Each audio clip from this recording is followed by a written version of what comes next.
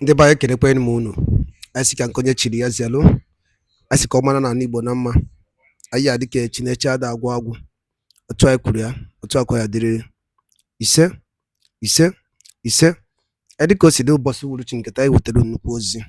Biko geenụ ntị. Ife a bụ according to the Biafran activist wetara ya bụ ozi. Quote, Nigerian government in shock as UN, United Nations, declare freedom for Biafra, negotiate for Mazi Simon Ekpa and Mazi Nnamdi Kanu's release. All right, this is according to the Biafran activist wetara ya ozi n'iru akwụkwọ n'ụbọchị uhuruchi nketa. Ọ ya amasị m na ị gere ntị n'ife o were ịgwa ndị Igbo. Dịka ya egecha ya bụ ife, ị ga-esi dropụra ife iche n'ụdị nke gị gbasịta maka ya bụ ife ndị a niile o kwuru n'ụdị nke ya. All right, over to you. Office of the Prime Minister. Today, we have taken it from African Charter to United Nations. And why did we take it to United Nations? We have taken it to United Nations because people are sitting down somewhere in Abuja creating laws to criminalize the Biafran people. To criminalize anybody who dares talk about freedom. Accept that what we have today is inevitable. Do not accept that you cannot transform anything. Look at the impact that youth movements have had in the world with fundamental changes that took place afterwards. So, if we want to change the world, we need to fight. If we want to change the world, we need to unite, we need to mobilize, we need to fight for a better future for all, and that means to fight those that want to keep things as they are because they serve their interests, but in a way that would put into jeopardy the perspective of the future of our planet and of the well-being of the people. I feel so empowered by what you've just said about collaboration, coming together, fighting for the things that we believe in, and I think that's a beautiful message that you've left us with, and I really appreciate that. That what we have today is inevitable. Do not accept that you cannot transform anything. Look at the impact that youth movements have had in the world with fundamental changes that took place afterwards. So, if we want to change the world, we need to fight. The person who is talking is Antonio Guterres. Antonio Guterres. He is the President of United Nations, the Secretary General of the United Nations. Did you hear what he said? If we want to, let me take it back. I don't know how to talk. Again. Do not accept that what we have today is inevitable.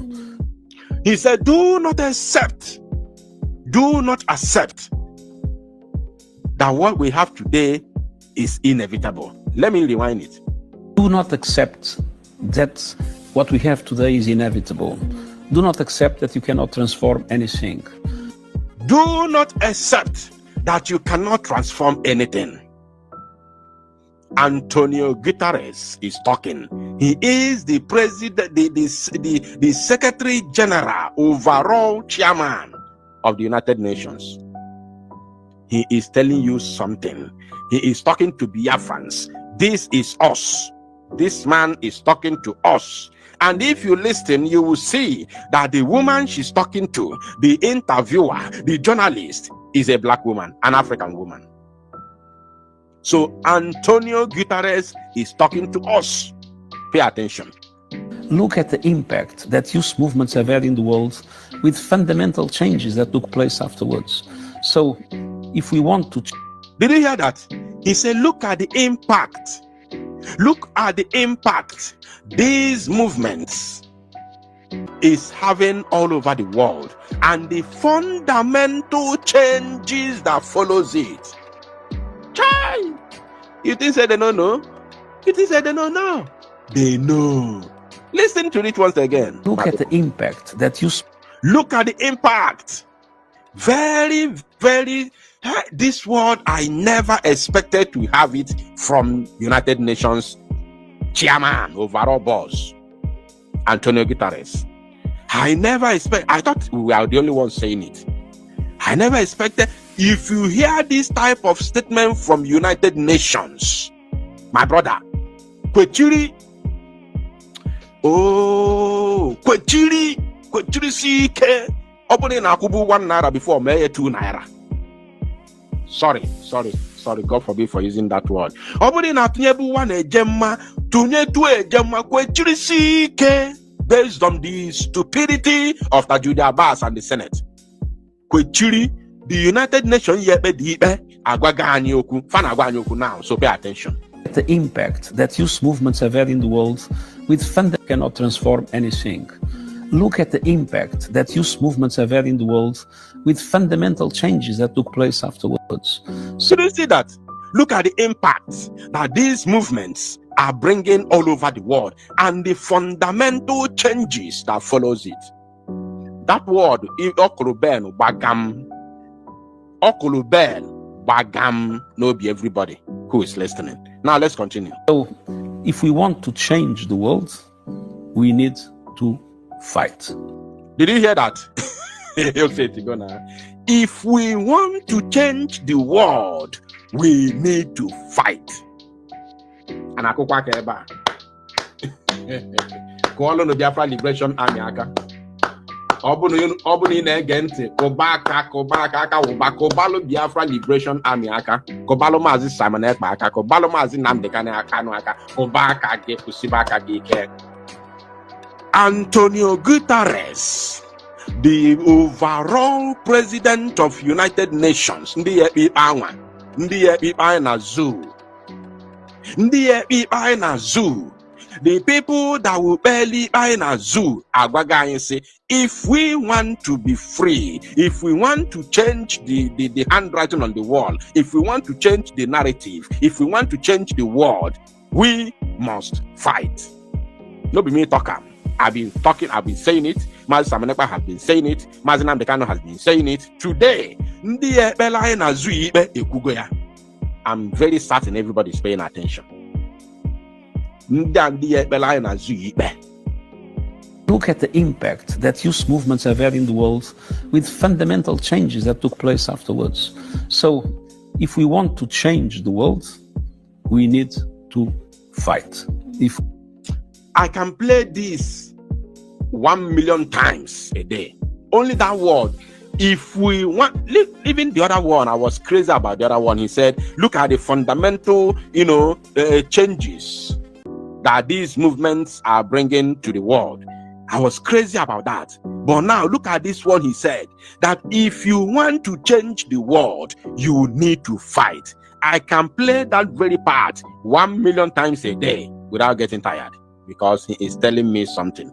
This man is talking to me. If we want to change the world, we must fight. If we want the zoo to leave us alone, we must fight. If we want Britain to leave us alone, we must fight. Did you hear that?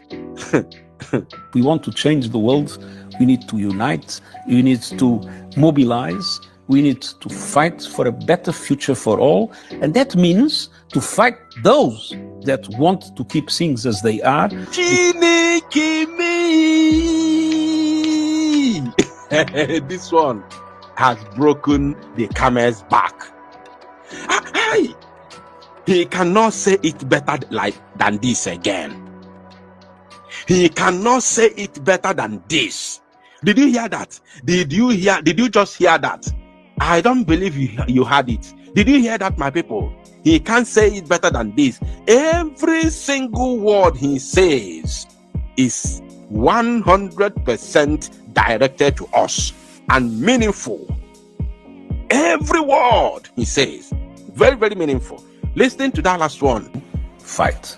If we want to change the world, we need to unite, we need to mobilize, we need to fight for a better future for all. We need to fight for a better future for now. Listen to this one now is about to say. Pay attention to it. And that means to fight those that want to keep things as they are. That means, what is this fight we are talking about?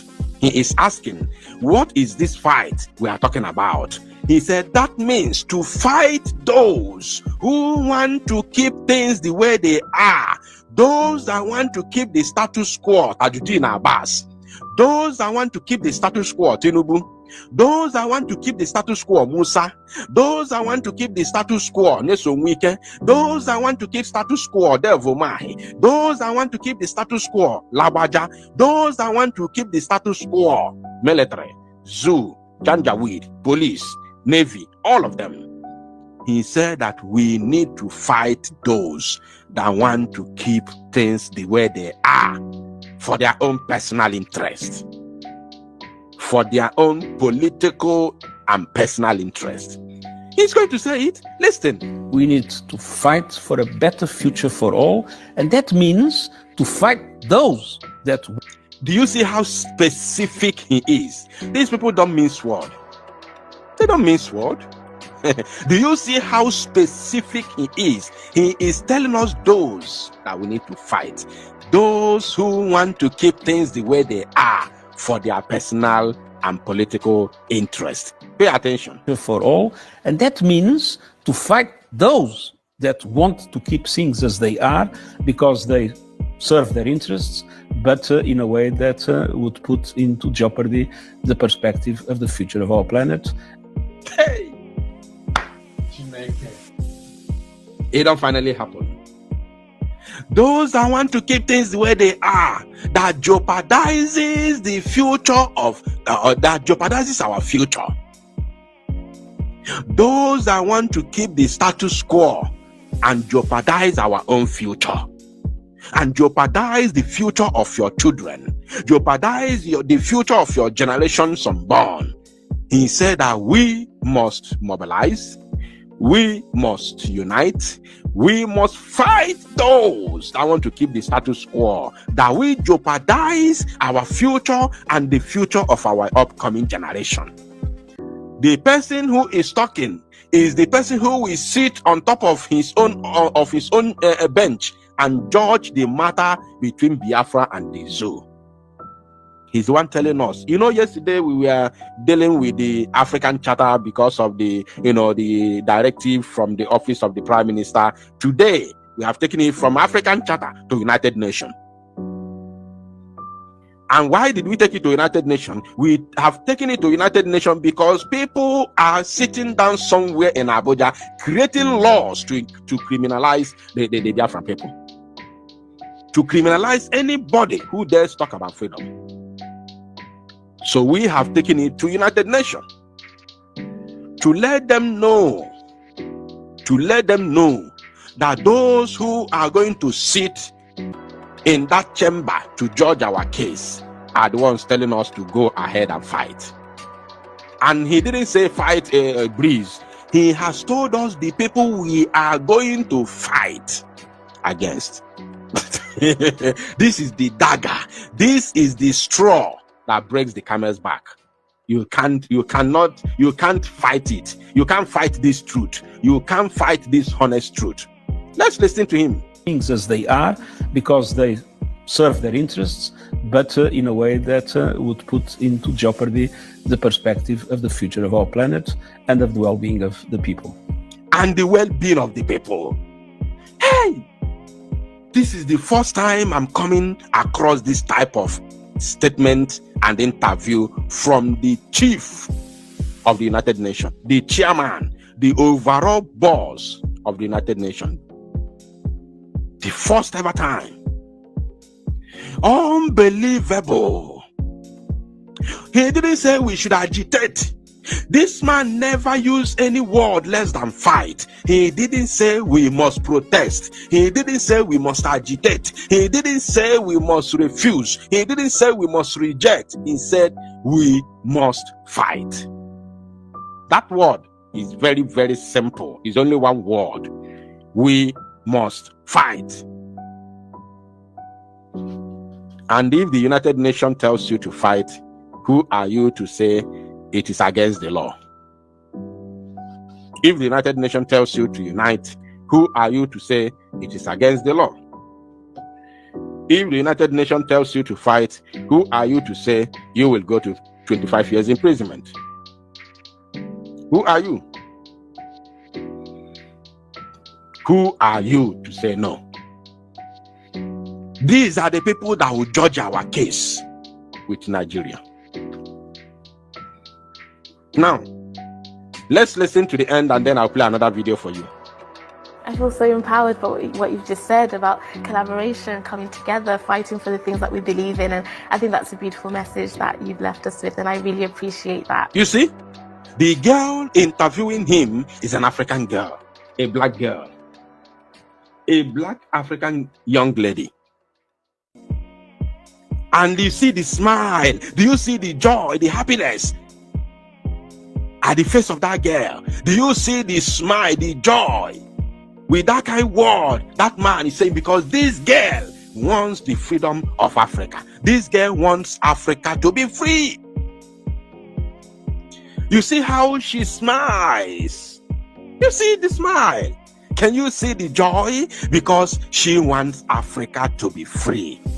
Whether she lives in America, whether she lives in UK, whether she lives in Switzerland, she knows that she's an African. Whether she was born in Switzerland, she knows that she's an African. And she knows the predicament. She knows what is befalling Africa. She knows what Africa is passing through. So for her to hear this kind of word from United Nations General, President General, it is a welcome development. It is something that, wow, everybody will be happy for. You know, having listened to this video, you know, over and over again, and with the way Odenanwa, you know, was able to analyze this video intelligently in his ways, you know, of analyzing, you can agree with me that nobody gets freedom by agitation. You don't get freedom by agitation. You don't get freedom by propaganda. You don't get freedom by controversy. You get freedom by fighting for it. Take it or leave it. You get freedom by fighting for it. That is why, instead of, you know, dwelling in this whole propaganda, you know, in this whole controversies and all of that, let us come together. Let us, you know, forget about this faction. I am for this person. Oh, I am not for this person. I am United States of Biafra. Oh, I am Biafran Republic government in exile. The more you create faction, the more your enemies continue to fight and continue, you know, to form ally to break you down over and over again. Let me tell you one thing that, you know, most people who have actually been making noise or in the name of freedom fighting do not understand is that the enemy of Biafra do not sleep nor slumber. They are working 24/7, doing everything possible to break Biafrans. But the big question is, are there still few who, in this whole shenanigan, in this whole propaganda, in this whole controversy, are there few who are still ready, you know, to lay down their life to make sure that they get the freedom they truly deserve?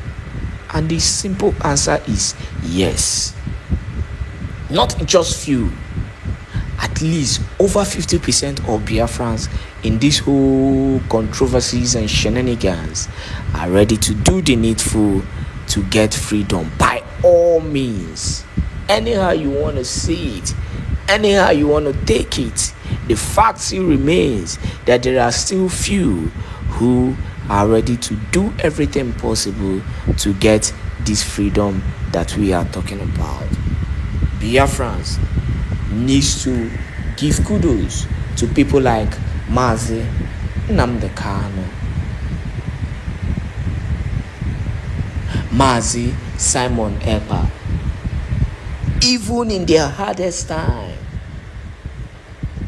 even in their critical times, they are still fighting and defending their people in every area and continue to make things very difficult for the zoo government.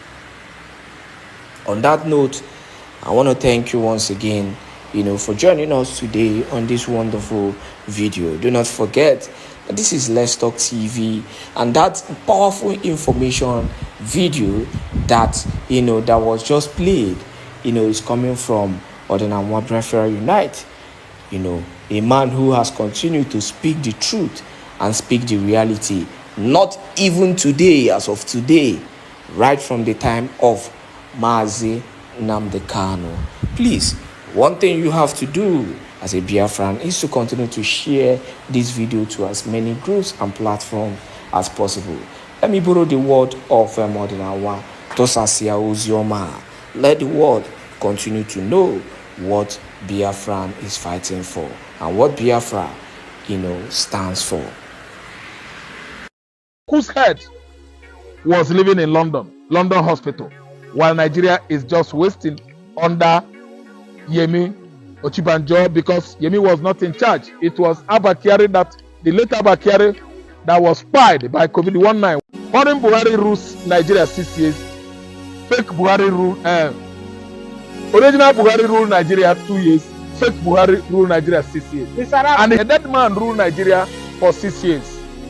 And I quote, from 2016, from 2015 to 2017 is 2 years. 2017 to 2023 is 6 years. When you add it together, I have 8 years. Then again, the bridge between the fired Buhari and living Buhari is what? How many? 8 years. Because the total years is now 8 years. 2 years for the fired Buhari, 6 years for the living Buhari. Buhari actually, we received the news from UK.com when it mattered most about his sickness that took him away for good 6 months out of, seat of authority, Aso Rock in Nigeria.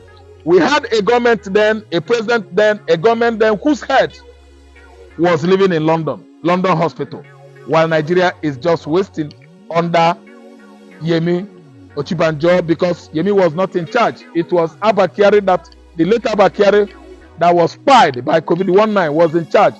Then he could not come back home 2017. He died February, March 2017. UK.com edit.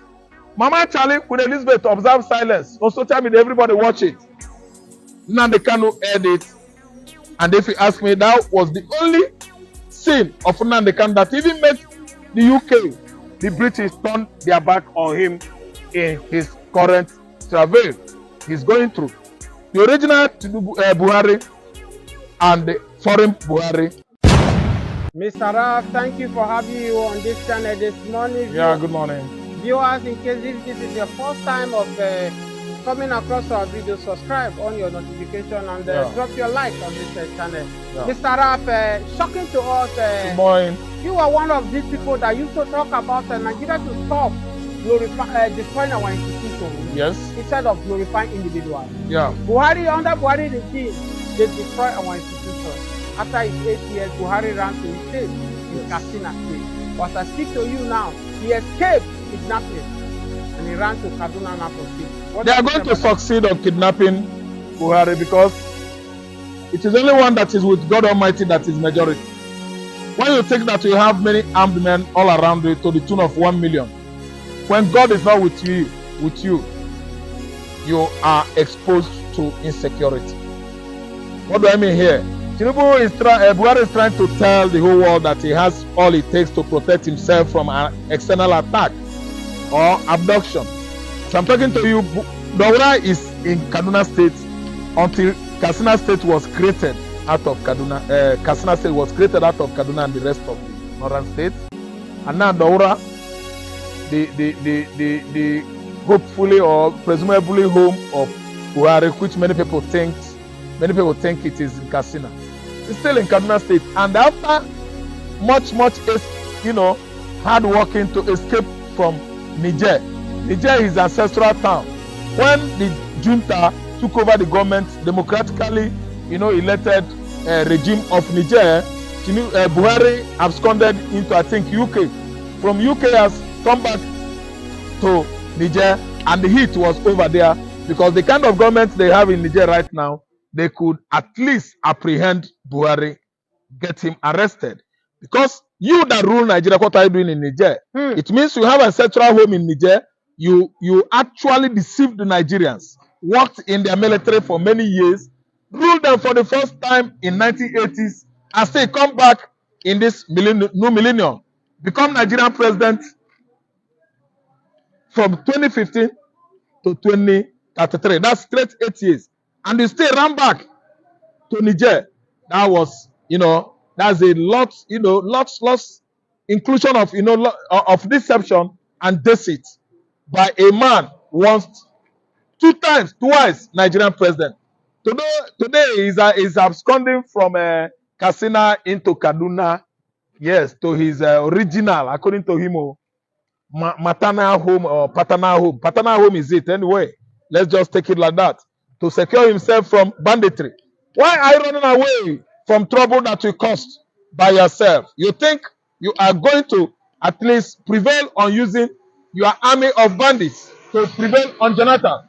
Now it has gotten after you. Why are you running away?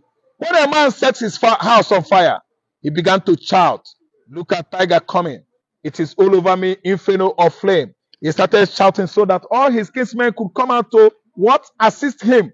Stop shouting of wolf. You are the one that invited the wolf that has actually eaten up all your sheep and animals. Where are you running to? Buhari has now absconded from Katsina into Kaduna State. The same Kaduna State that they use Fulani herdsmen to annihilate, to decimate them in their large number. Every time incessant Fulani militia attack on Kaduna people. Today, Kaduna is a safe haven for the same person that invited banditry and other insurgency into Nigeria in 2015 because he was thinking Jonathan will be crippled, Jonathan will be pied. Today, Jonathan is not pied, Jonathan is alive, living in Otueke, his Otueke community, while you that invited all these insurgents, you are on the run. Because why? Knock, knock, who is there? Is one of James Hadley Chase's pieces. ndị be anyị kwadalụ linye n'ụdịkunu si wee na-esore anyị n'iru akwụkwọ ife anyị na-eme na Eastern News 24 ka efi orikwu gbasata maka ya bụ ife ndị a niile ịnụrụ n'oge ugbu a n'iru akwụkwọ drọpụrụ anyị fiche n'ụdị nke gị ngwa nke emesịa na ụmụnne m